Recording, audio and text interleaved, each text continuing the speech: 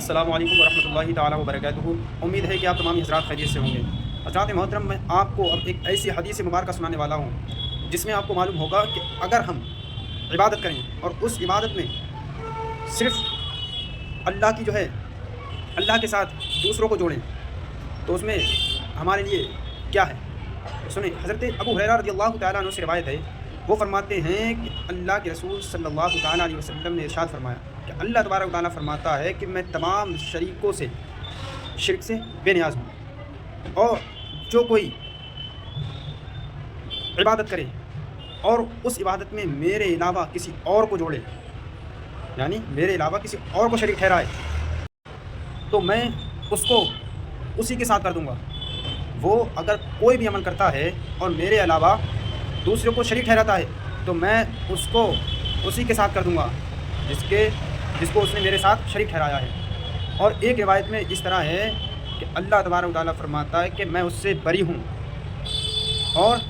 وہ اس کے ساتھ ہوگا جس کو اس نے میرے ساتھ شریک ٹھہرایا ہے۔ اب آپ یوں سمجھے کہ اللہ تبارک و تعالیٰ اگر ہم اس کے ساتھ کسی دوسرے کو شریک ٹھہراتے ہیں،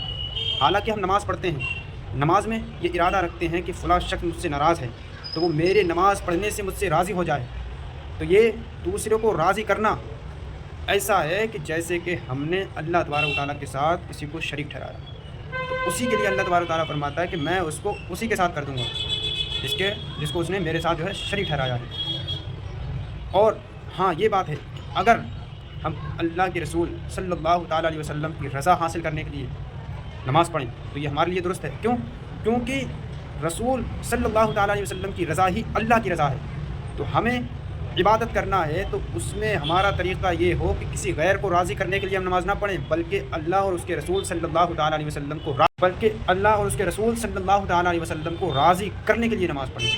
کوئی بھی نیک کام کریں تو ہم اپنے دل میں یہ گمان کریں کہ ہم سے رب اور اس کے محبوب راضی ہو جائیں، اسی میں ہمارے لیے کامیابی ہے۔ ورنہ ہم کسی کو اللہ کا شریک ٹھہرائیں تو یاد رکھو اللہ تبارک و تعالیٰ ہمیں انہی کے ساتھ کر دے گا جس کو ہم نے اللہ کا شریک ٹھہرایا۔